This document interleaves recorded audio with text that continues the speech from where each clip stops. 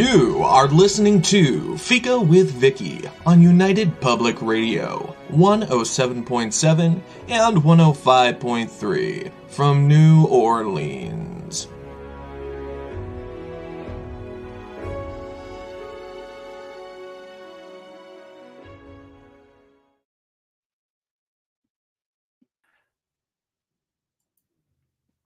Hello, everyone, and welcome to Fika. And I'm already blooping because I'm thinking about something else. Okay. So I just want to make sure everything is working well for us today. We'll show that. We'll get the comments on. Okay. Hello, everyone, and welcome to Fika with our guest, Peta-Gaye Nash, and me, your host, Vicky Benison. Peta-Gaye is the author of short adult fiction and children's literature, as well as being a poet. Today, we're focusing on her short story collection, Told Ya Stories. Using as a background her own life experience, being born in Kingston, Jamaica, being of mixed race, and an immigrant to Ontario, Canada. Peta-Gaye then swirls her imagination to create plots and characters in order to find understanding. I believe the term focus book is the perfect description for told you stories. If a focus point is a place at which rays, as of light, heat, or sound, diverge or appear to diverge, then Peta-Gaye's writing is a place where rays of understanding diverge into the world, not shying away from difficult subjects. This work will truly have you crying one minute and marveling at the strength and resilience of humanity the next. You may not always feel comfortable, but that's the point of roller coasters, and it would seem roller coaster books as well. Thanks for this emotional ride to understanding Peta-Gaye, and welcome to Fika. Thank you so much, Vicky. It is a pleasure to be here. It is a pleasure to have you, and I apologize for my stumbly beginning. Sometimes too much on the mind leads to falling off the roller coaster, but we're back on now, and everything seems to be fine. Before we get started into the main part of our conversation, I was wondering if you could please just tell the audience what inspired you to write Told You Stories, and a bit about the stories themselves so they can follow along in the conversation. Sure. So I started writing in my, I would say, early 30s and really came to love short stories. But, it was a difficult journey to really be focused with a family and so on. I think the audience knows what that's like. But I went to Jamaica after moving to Canada one summer. And my father told me this horrendous story. I actually asked about one of his workers. He told me a story that I found so terrifying and horrendous that I thought, I'm going to write that one day. And it started with that one story. And basically, it was about a man who got some unusual symptoms for him. Basically, it was HIV/AIDS. He died without knowing what happened to him, and it was because his wife was cheating. So the wife and the boyfriend were looking after themselves with the medication, and they just left him to die. And I found that story horrifying. And when you find stories that are horrifying, you want to make some meaning out of them. And I think in my own way, I wanted to write about this man, of course, fictionalize it, and just to create some meaning for myself and others. But in the writing of the story, there's no meaning sometimes from things that happen. At least not that we can understand. No, you can't understand how you could once love somebody and then just leave them without the medication at that point. It's so you just wonder how somebody's mind can work that way. And I was just checking the notes. That was what one was that called? Told You. Right, right. That's right. It was told you. The one I always do that. The story the book is named after. Is that why you used that name? Because that was the first story that came to you in the collection? Well, six of the stories are interrelated, and they all revolve around this guy, this middle class Jamaican man called Matthew.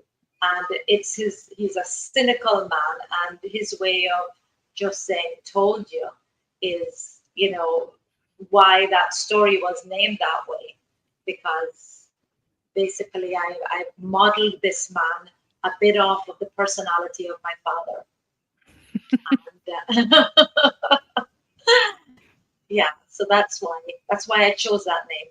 Plus, book titles are always difficult to come up with, and I think we want something unusual, and it's a little different. You want it to be catchy and pull in their interest, but you don't want it too long. And you don't want to have many other books that have been called that. I mean, this is the first book I've heard of called Told You Stories. So you did good. Thank you. In finding that name. And also, I think short stories are becoming more and more popular every day. Like everybody seems to be, and I think that's fantastic because like you said, there isn't always time to write large, but short stories have their own work involved to get all those ideas so tight and concise, and so it has its own talents needed, but also we can as readers take one story a day or whatever and read it and know that we read something, right? It's actually a gift. I love this genre. And not to say that in the future I won't try a novel, but I love the way short stories sometimes do not have tidy endings, the way that life sometimes do not have tidy endings. So I think that's why I'm so passionate about them. Because so many times, we hear stories about our neighbors or friends or just our own lives, and really there are no tidy endings. So I think that's why. Yes, no, it's all short stories. It may be a happy ending for now, but it doesn't last forever. Maybe it does in some places, just not my life. Okay. I don't think anyone's life. Okay, we'll take one question from Peter. Hello, from Peter. Who is Peter and why isn't he from Brian? I know, Brian. Brian got this is a horrific story for sure. Almost a horror story or perhaps a grim murder mystery. It it it is. It is a horror story, and I think that it reflects the lives of so many people. I mean, also, I think writers write about things that are maybe uniquely horrifying to them. And disease is one of those things for me. So you can imagine how I reacted when COVID came about. I was a basket case with cleanliness. So when my dad told me this story, it really it gutted me. It may not necessarily gut someone else the same way, but it gutted me that this man who had dedicated his life to this woman, who had had several children with her, one came out looking very different. It was the boyfriend that gave her this affliction, and it just gutted me that his life ended up like this after so much devotion. So yeah, for me, it was a horror story. Absolutely. And also a sad horror story because there's that trust issue there that you give your life to a person and they treat it carelessly, right? So that's always a part of it. Now, back to understanding. One of the understandings we have here at Fika with Vicky is that you can't understand a person until you understand their story. You need to every story they tell about themselves, everything leads to greater understanding. So we need to listen. And so when you are looking for understanding, I mean, obviously your empathy for the characters and the circumstances for their behavior is obviously. And your insight into the causes behind that behavior is remarkable.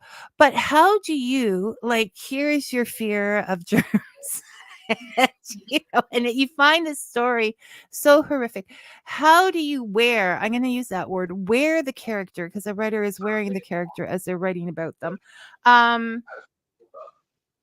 How do you do that? Do you write, as an author, do you use a complete, personality profile or character profile, or do they speak to you as you write?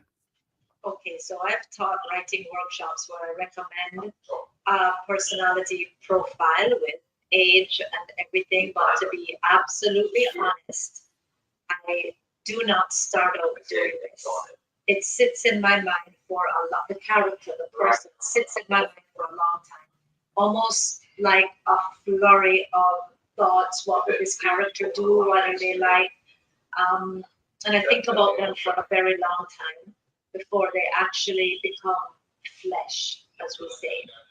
So I don't always think that my way is better. I think I would rather be a more methodical writer, have a character profile, which maybe I'll start doing. But none of these characters were really that way. A lot of them were, compilations of people that I may see on the street, or my father told me about, or my mother told me about. So yes, they have lived with me for a very long time. And there was a long time where these characters lived in my head, and I was fleshing them out. What would they do? What would they say? Which ones drank vodka? Which ones drank rum? These men that I wrote about really became alive for me. But I think for any writer who wants to start out, I think it is better to be methodical. You can train your brain to get things on paper. That's a lot better. Well, this seemed to have worked.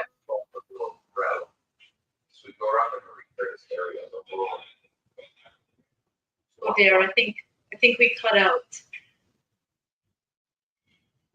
Hello? So now it's trying around. Vicky, are you there? I can't hear you.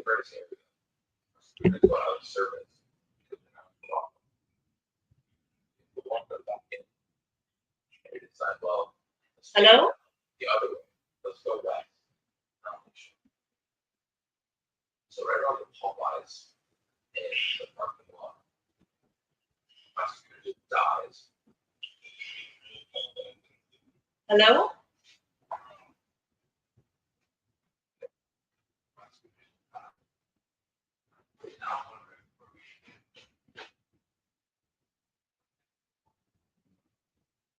Did anyone hear me?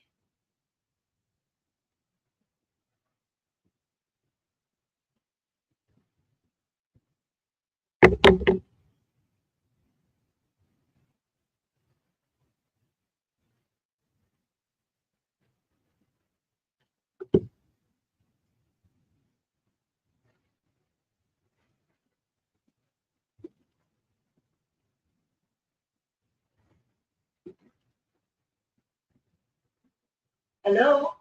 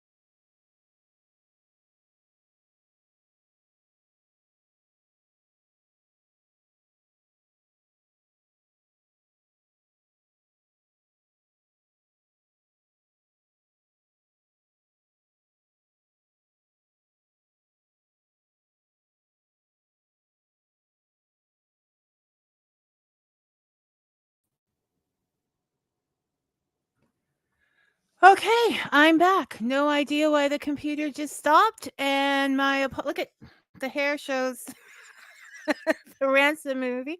Um, we're back with Peta, and Peta-Gaye, and I am sorry. We are obviously having a Vicky day.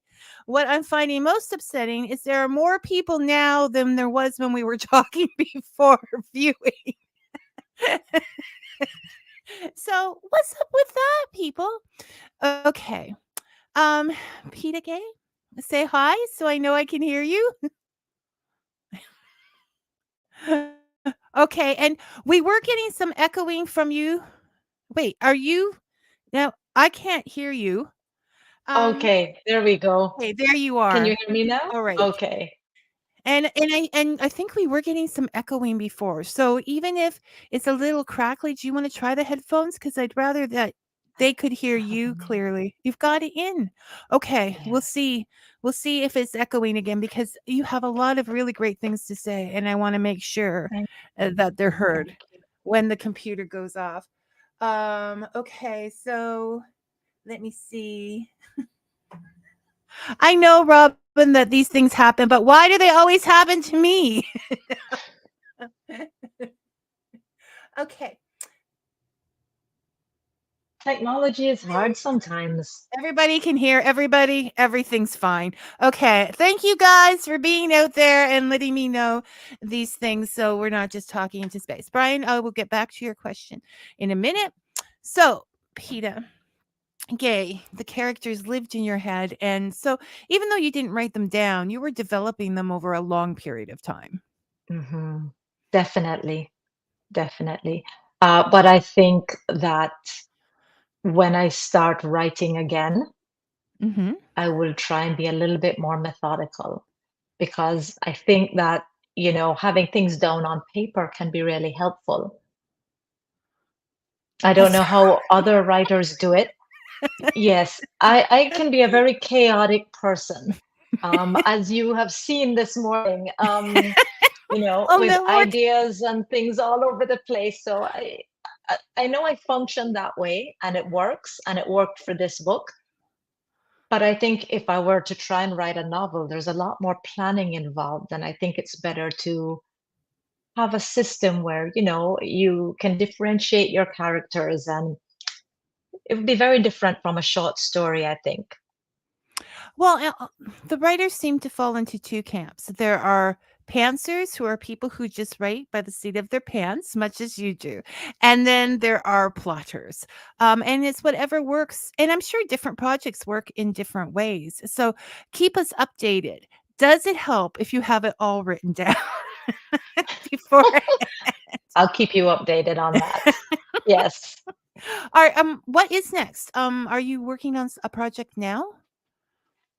I am working on something that is very different. I've left it a few years now so that I could focus on Toldia, but I am attempting a sci-fi novel that goes into the Oh. future and the past. So we'll see how that goes. It's not something that I'm used to writing. I've been writing short stories for so long.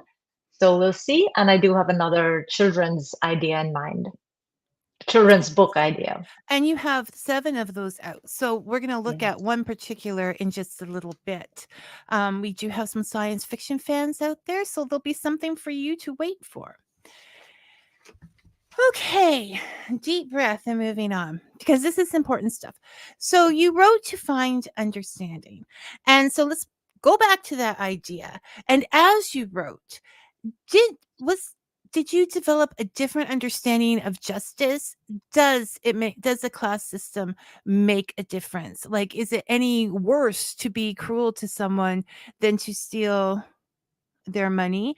And people have to eat. So what do they do? So what did you discover about that? I think I discovered something that I've always known, but I wanted to portray for other Caribbean people and readers in general. We have these class systems set in place, and even Canada has one. It may Oh, not look as obvious, as perhaps the ones in Jamaica or a place like India, but it's certainly there. And I think that my desire was to really show how each of us are so much in our own bubble, and our behaviors, our thoughts, the way we interact with each other, so much is based on this class system. And we believe that we are doing the right thing when we are mired in what we know, but it may not be the right thing for someone else. An example of that is the the housekeeper who goes and is working for the richer woman, Miss Dorothy, and she steals from Miss Dorothy. Miss Dorothy is lying there dead in the bed, and she's taking all her stuff, and she's thanking God for For offing this woman. fulfilling her wishes of the jewelry and the clothes and whatever it is that she's stealing from the woman. And I think too, that is something that, how do I explain it? It's like two countries at war, and I both are praying to be the victor. Who is God listening to? I think that Florence deserved to be the victor, and that was adjusting for unfairness. I found the reasoning humorous, but still there was something to it. When you are having a difficult time putting ends together, and you see someone has 25 watches, or and the other person, I always think in writing that authors want take a person when that person is going to have something difficult happen to them. The author will take them in their behavior to the what I call the point of no return. Okay. They can't be happy. They can't be forgived. They're going, people, and you're going to be happy about it. So, not to give too much away, but you did a lovely job of that. She wasn't an empathetic person. She didn't show, I think she was a sociopath, really, like with hurting the animals and everything. So, I say, people, you read this book, you read Adjusting for Fairness. See if you don't cheer for Florence too. I may be warped, but I just think, good going, girl. Thank you. Thank you. I guess the way that I made Miss Dorothy, I guess I was a bit on Florence's side too. Well, how can you not be when Miss Dorothy was the way you made her? There are actually people like that who Yes, do unfortunately. exist. And I know that, especially in a place like Canada where pets are so important, and pets are so important to me too. I'm a cat lover, actually. So I actually heard about a woman who did do that. So I Oh won't give anything away, but my she did god. exist. She did exist. And again, that's one of the horrifying things to me. How someone could behave in such, how could a human being, how could any living thing behave in such a cruel way to another living thing?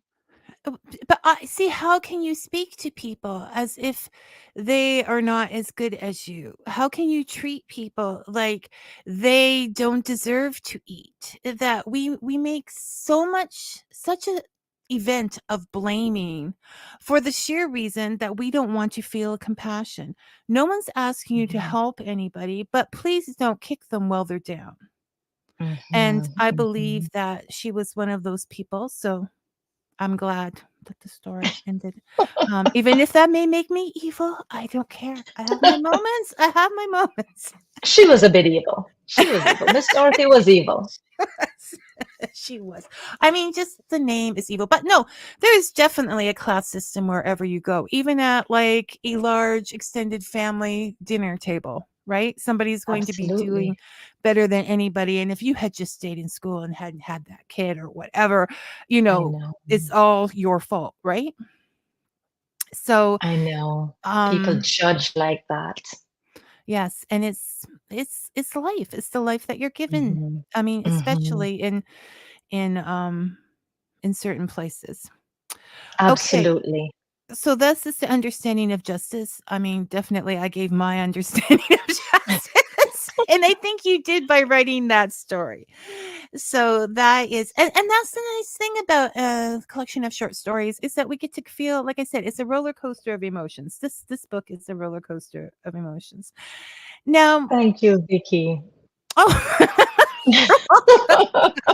just stop. So then I talked about resilience, and there are things that people go through. I mean, I think we have to comment that it's not a lot of these stories show a very unpleasantness in being young and female, and what they Yeah. have to go through.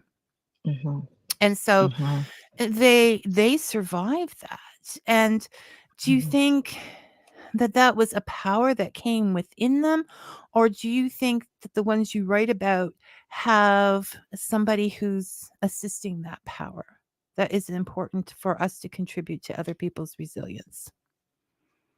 Absolutely, we do. We do contribute to other people's resilience.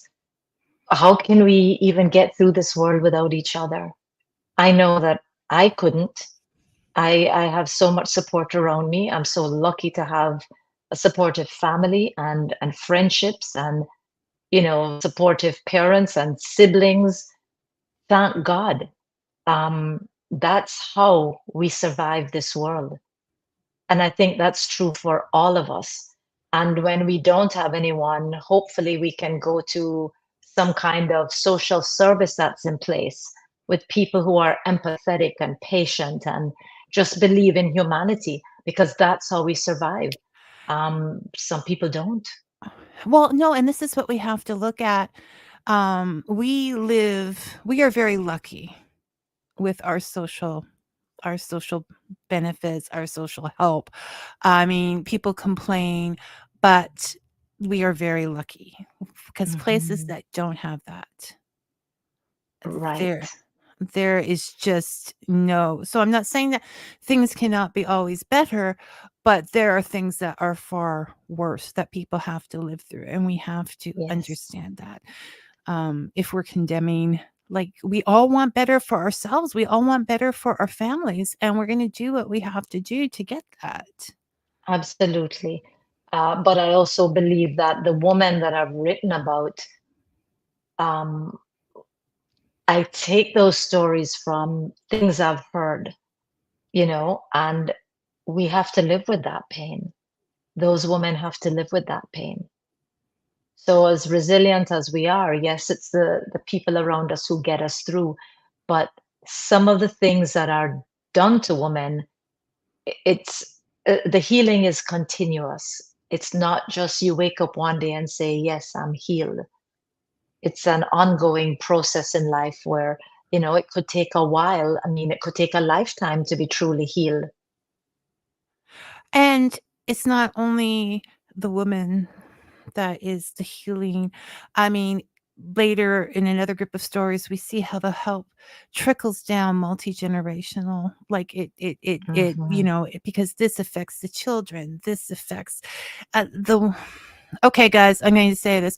The woman is the center of the life, and then to giving out and to, giving birth and all of these things. So especially in a place where things, I don't know, would you say be a little bit more macho oriented, like tough Oh, oriented? yes. Yes. Oh, So I think by that her healing would help everything around be healed. Her mhm. parents, their hopes and dreams for her, and yeah, no, you don't get over some stuff. It's like, No, but I am so happy the story Paradise um, was shared with me by a good friend. She had told me this story in confidence, bits of it, not all of it. And one day, many years ago, I said to her, I want to write that story. Can you sit down with me and go through it again? And she agreed. And she told me later, telling you that story and going through those details, And then after the book came out, and she said reading it was just such a shock. Like, oh, that was something I went through. And she said, a load has been taken off of me now. Something that I've just carried around, that the images would come back to me, or I would think about the unfairness of things and how difficult it was to go through. She said, I offloaded all that to you, and you put it into story form. She says, I'm not carrying it around the same way. So I feel very grateful to that friend. She really showed me what life was like for someone working, a young, beautiful, attractive woman working in the hotel industry in Jamaica. Well, Yeah. and that is such a powerful thing to learn about that story, because in the story, I feel like, she never really was listened to, like, what she felt was not, it was about moving on. It was about, and yes, I think we have to mention that there is, sexual harassment, right down to sexual attacks within this book, because this will all be people dealing with, but that is so powerful that once her story was heard, really heard, she could let it go. Listen to people's stories. You can change their lives just by listening. Absolutely. Peta has shown this Absolutely. to us. Okay, I'm going to see if Brian has. Oh, wait.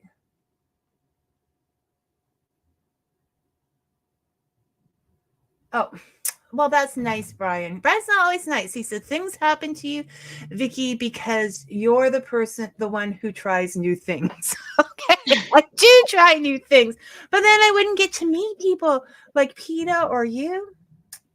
And he also says, Peta, no matter what system you use, the characters in a novel take over and begin informing you of what needs doing for them. So, you know what? That's You can so plan true, them out. Brian. So true. And yeah.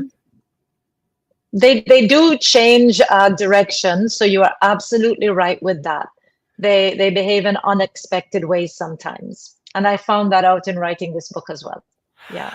Thank you. And yeah, no, they're there. There's no accounting for them. And also, Brian is making his usual. Kobo is Canadian. So no, Brian, it's on Amazon and Barnes and Nobles. But if you ever have a minute and want to put it on Kobo, it would make our friend Brian happy. Okay, I'll keep that in mind. I'll work towards that. It's always best to keep our friend Brian happy. Also, he's a science fiction fan, so that may be important in the future for you. Okay, and finally, with Told You Stories, not that there's any final, I love the section with the gang of guys. Matthew, Danny, like all of them, and the way they play off each other after years of friendship. And so one of the things I noticed is that Danny may have been judged for this is my interpretation. I always have one. May have been judged for not contributing to a legacy, contributing to a business, contributing to a building. And yet, by doing nothing but giving to some girls, he had the greatest legacy of all. And that began to. I did not even see it that way. You see how it's amazing when somebody else reads your story and comes up with a very perceptive, I don't know, insight? Oh my gosh, you are so right. Danny had a legacy. He had the greatest legacy. He did. And then, these are just like some old bachelors and that, but then that contributed to Matthew going out of his comfort zone. And so maybe going out of doing something new, Brian. Going off air gave me redemption. I don't know. But by going out of our comfort zone because of the class system, because you don't talk to those kind of people, or what will people say if you spend time with that girl, or whatever, can lead to changing a couple generations at least. Absolutely. I loved the character Danny because he did not care what people thought. He was a heavy drinker. He didn't want to go to work. And I love the way that people would ask him questions, but he wouldn't even, he didn't feel the need to answer them and tell him why he did anything. He just privately went ahead and helped these girls for no other reason except that he wanted to. So I love that, because there are people like that. Not everybody is going to say, oh, I did this, I did that. But you're right. He did leave a greater legacy, and I did not even think of that. Thank you, Vicky. Oh, you're welcome. I was just, and obviously I gave you far more credit than you deserve. Well, and what I also love is that all these guys are thinking that he must have done this out of some perversion, or well, no, that he was a dad, and in a way, in a lesser way, maybe a more grumpy way, Matthew was a dad too. Mm-hmm. Yeah, like they were still playing like with his workers and with and so they still gave to society and left their mark. When others might have thought, criticize them, and the stereotype of the older man just wanting something back, or sexual favors from younger women. It's not always like that. So I wanted to show men in a different role as well. Yeah, no, and you did. It definitely wasn't this, it's all this person's fault, it's all this person's fault. It is the system and many years of things being that way, and the poverty. Nobody really gets. I mean, yes, people really gets. I don't know what I really said that, but some people. But it's true. If you haven't lived it, if your whole life doesn't change because you had to buy a bottle of dishwashing detergent for $2 or whatever, you're not going to get it, people. Okay, you just start. Like money may not buy happiness, but it definitely buys security, which goes for a long way. Yes, absolutely. To that. So yes, this is now when you finish this, when you said you were carrying Danny and Matthew and that around your head for 10 years, what great company. You could get away with a lot. You were carrying them around your head for 10 years. And when you finish this, did you feel they were at rest then? They were at peace, that you could move on? Yes and no. I've always been fascinated with Jamaican men by watching my father and his friends and how they interacted with each other. So the book was not, the book that you see today was really not the original manuscript. There were many more men with lives linked. Some of the stories were just not strong enough. And I hated to let those stories go. I really did. And a part of me wonders sometimes, should I have tried harder to make those stories better? But then I realized, no, because women deserved a place in this book as well. After all, I'm a woman, and I don't know, have I let them go? I suppose I have, because I'm not thinking about this book anymore as a thing that's unfinished. I'm so happy it's finished. But you know what? I almost see it now. No, I'm not gonna let you breastfeeding. I'm not gonna let you Peta-Gaye. Like a Steinbeck, his stories of I love him. The little town, and all the different characters in this little town and how they react. You can always go back and focus more on like the characters themselves and have these little stories of their interactions and stuff. Many, many years from now, after you finish the science fiction, when you're sitting there and you have some time. I'm not saying rush out and do it now, but I will be expecting it. Yeah, I don't feel that I've put them to rest entirely. That's true. That's true. There is an unfinished feeling especially for the men that were left behind, still stored somewhere on my computer. Well, they're strong characters. They strongly affect each other, and I think in doing so, you know, they've lived there a long time. They've seen the negativity, they've also seen the comradeship, they've tried to help people, they've had to let things go. Like Matthew with the family of his employee.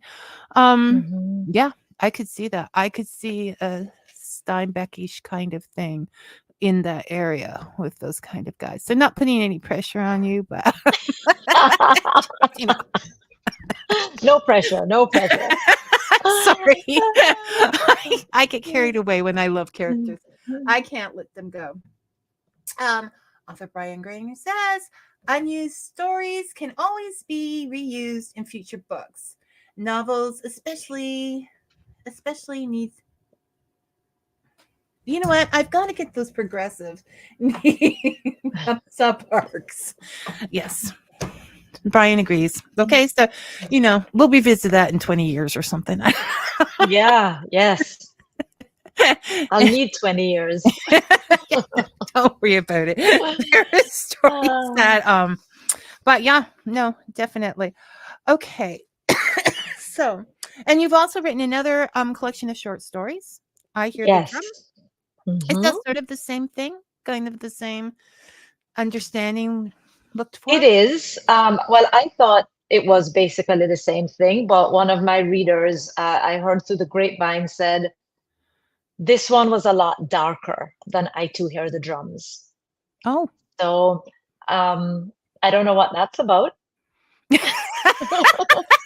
I'll go read it and tell you. Okay. Maybe as we get older, we see more dimensions. They told someone it was a well-written book, but quite dark, and I didn't necessarily see that You know what? darkness. You know what? No, I've had this before because someone said they said that I sometimes have a dark attitude, and I was like, where? Where? Like what? But sometimes I think people see reality as dark, but it's just Mhm. honesty and reality. So that's Mhm. just a possibility there. That's Mhm. Mhm. could that be? I think so. And a lot of times people read for lightness, like, when some people watch comedy movies, maybe people are expecting that from writing, but I'm definitely not a light writer, Well, I think, and you that was, know. I mean, people have their, not knocking anybody's opinions, but just being highly defensive of Peta-Gaye right now. but I think you made a point that is brought to someone's attention before opening the book. Like sometimes I read for entertainment, other times I read for because the author sends you the book. So you Mhm. I'm just joking, Peta-Gaye. I would have read this anyways. but yeah, I think you made that obvious on the back cover in the description. I don't think it would Mhm. be easily confused as a book for entertainment purposes only.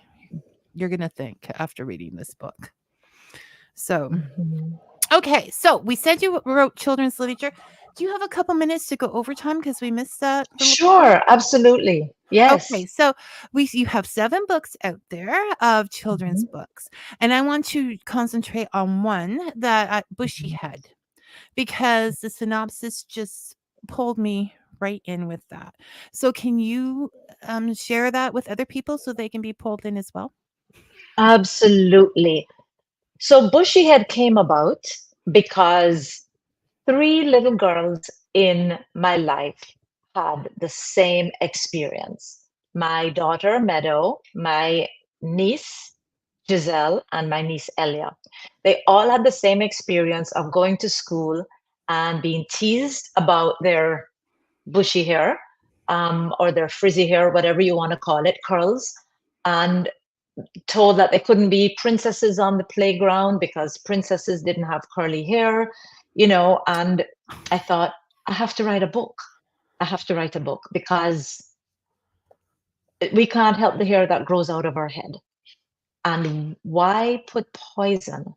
The chemical straightener. I know a lot of women do it, and that's fine, but they put this chemical straightener to take out all the curls.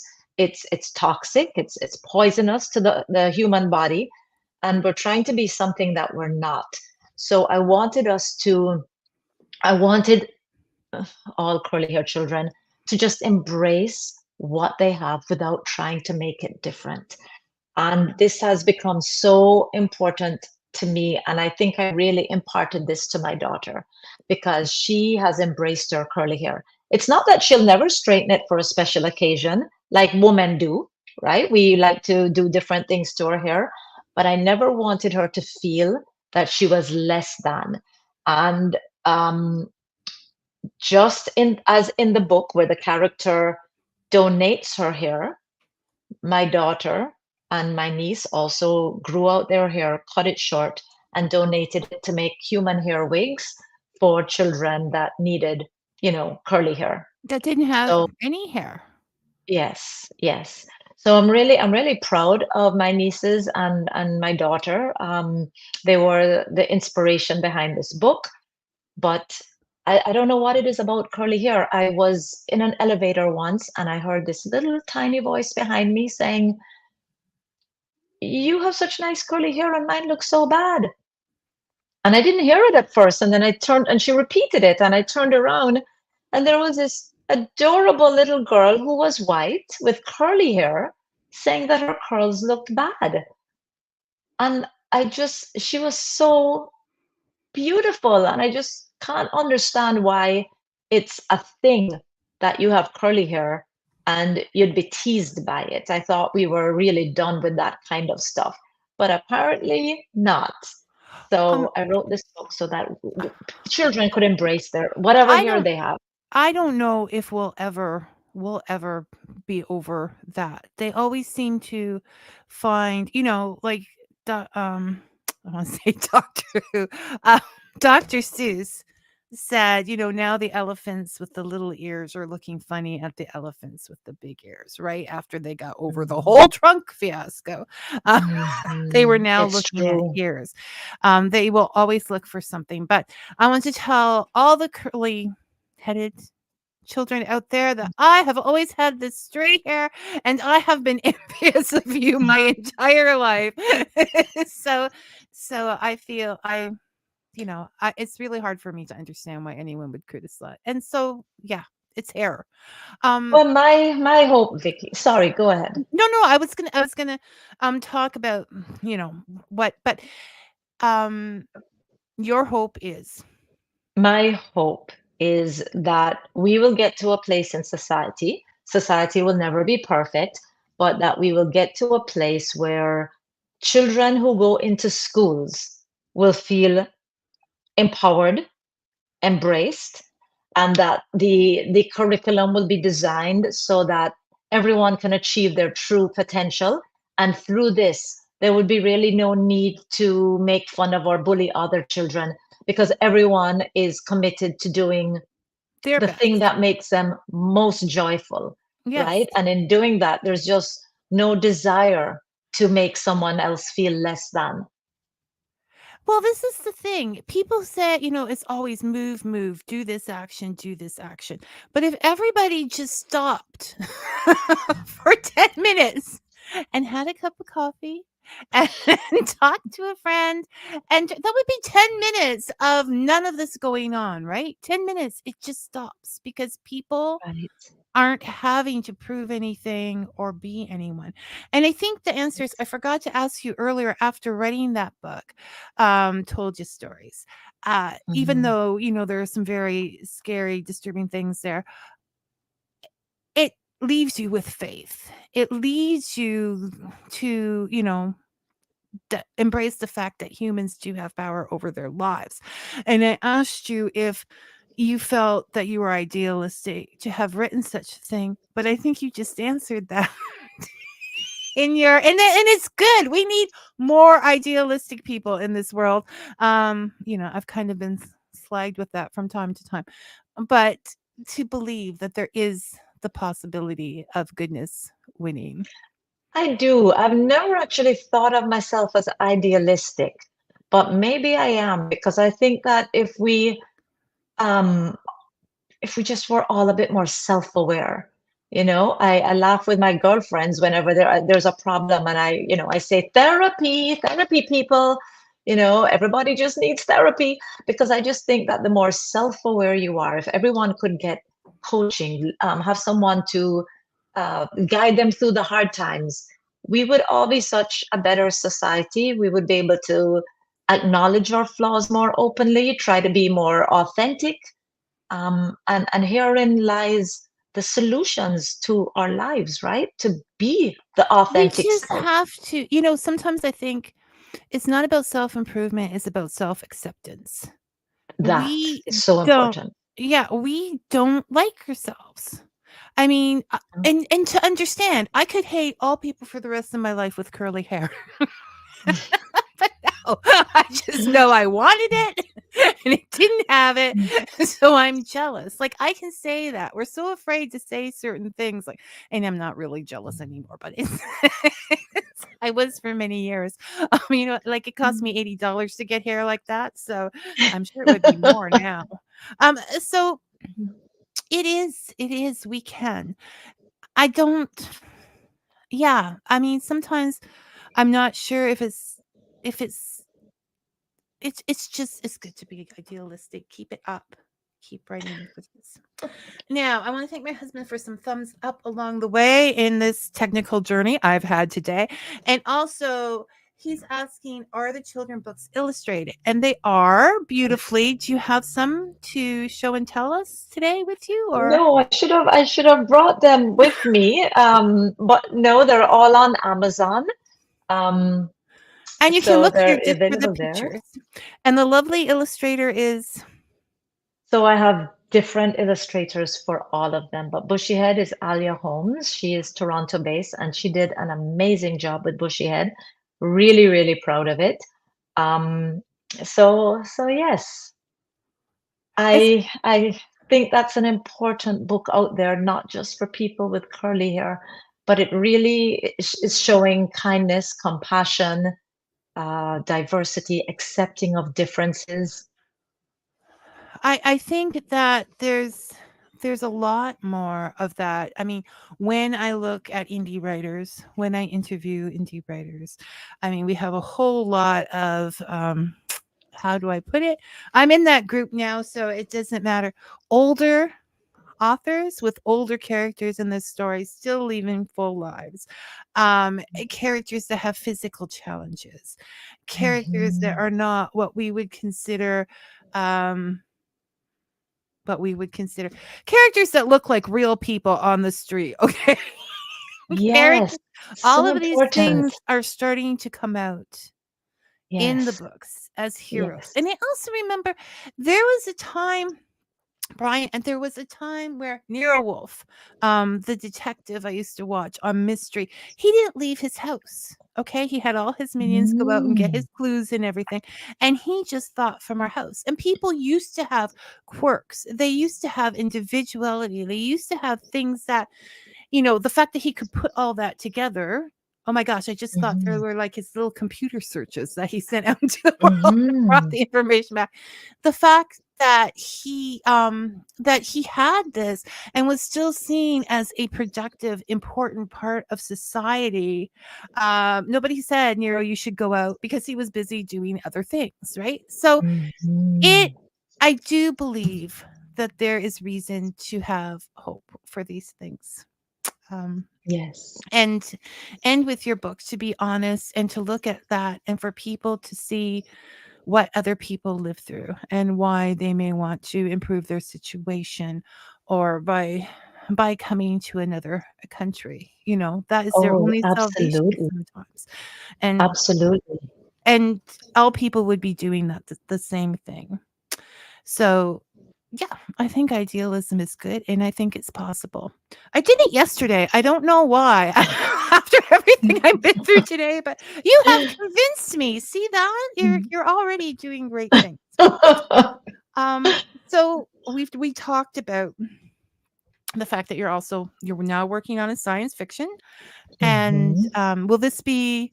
Is this in the future? It's both. It's now It's and both. in the future. Yes, it's going to go back and forth. Um, my goal right now is to attempt to just have fun. Because I think when, as writers or artists, we put a lot of pressure on ourselves, and it no longer becomes fun, then the writing becomes stagnant, and then I do my usual avoidance. I have Yeah. many good avoidance tactics that I've perfected over the years. So I need to look at this with an experimental eye and an eye of joy and gratitude. And that is not an easy thing for me to do. Because you get that perfectionist. Yes, yes. Yeah. So, that feeling of, well, suppose it doesn't get done. Is it a waste of time? So then your brain does things to trick you and okay, well, tomorrow. Well, I'm not going to start that right now because your brain has already gone ahead into the failure part or the part that maybe it won't happen. And then there's the avoidance. So my goal right now is to not force myself to get back to it, but to start that flurry of activity and character creation and do my research and to really enjoy the process. No, I think it's important. I have that novel. That's sitting over there. And even actually it was a year ago now. I thought if I talk about reconnecting with a novel on the show, I will get it done. I was wrong. But one of the it's not done. But one of the ideas I came up with was that you need to fall back in love with it. You know, Absolutely. there was something that it's like a relationship. There was something that pulled you to that story, that pulled you to Mhm, that book. And when you mhm, find that again, like you said, I think the passion makes all the mhm. difference. Unfortunately, Yes, there's a lot of hard work with that too. it is a lot of hard work. And I remember hearing from an older writer that, you can't go back to a manuscript. I do not believe that because I went back to told you again and again and again, and I would not give up on it. And I feel the same way about this new novel. Okay, it's been 2 years, but I know that we can go back to things. You might have to make a lot of changes and updates, but we can. Well, I did hear Neil Gaiman say that there was one book. I think it was The Graveyard. I can't remember, but he started that book like many, many times and he just felt he wasn't ready to write it yet. Mhm, So then mhm. he finally went back to it and finished it and published it. So if he can say that, Exactly. and Exactly. and I look forward to finding out if your future is dystopian Hmm. Hmm. or I can't think of dystopian or utopian. That's it. In the Yeah. future. I So think where it will probably be a mix of both, just like any other time that we have lived in. yes. Yeah, that is funny because in history there's always been good things and bad things going on. Hmm. No, when it comes to the Yeah. future, we gotta have a definite answer. It's gotta be good or it's gotta be bad. It is the thing. You can have the worst day and the best day all on the same day. Hmm. It's Hmm. it's a funny world. And So isn't it funny that something that could be dystopian to one group of people might be utopian for another? yes, yes. Certain Mm-hmm. elections may bring that to pass on either Mm-hmm. side. So, because we're not political here on Fika with Vicky, where we know you can find your books on Amazon, we can Mm-hmm. find them on Barnes and Nobles, and some people hope someday they will be on Kobo, but they're always hoping I'll do my best. and and it's the best place to keep up with you on Facebook, on your Yes.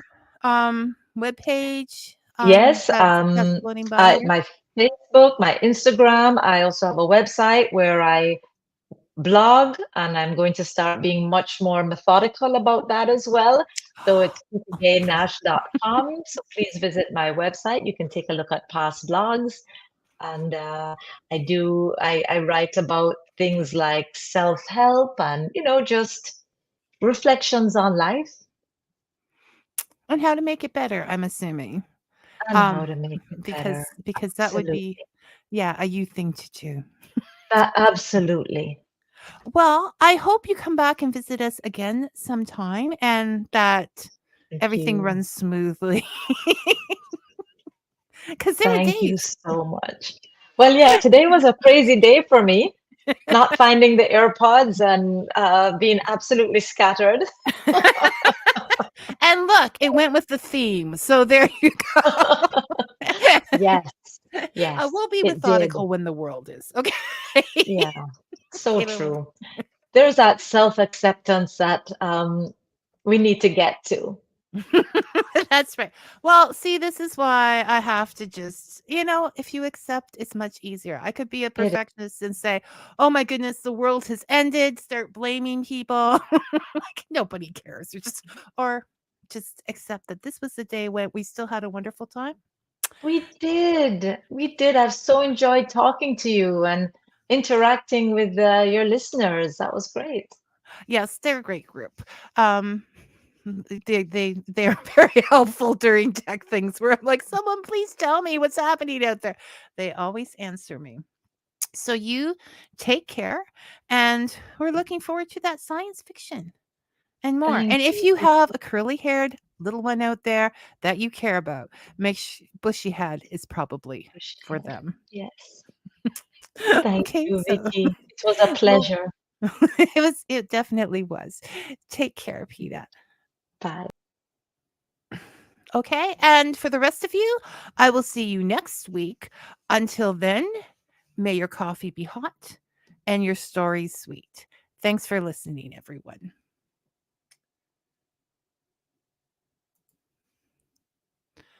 And we're looking for the music button. There we go.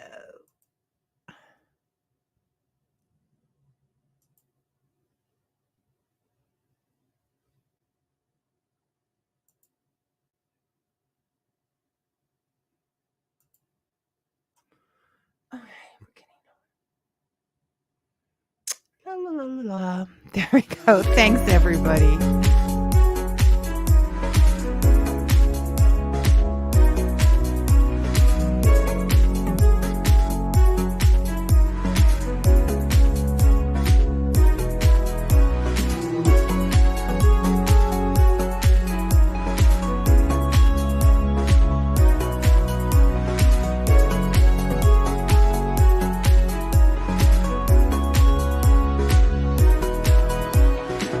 You are listening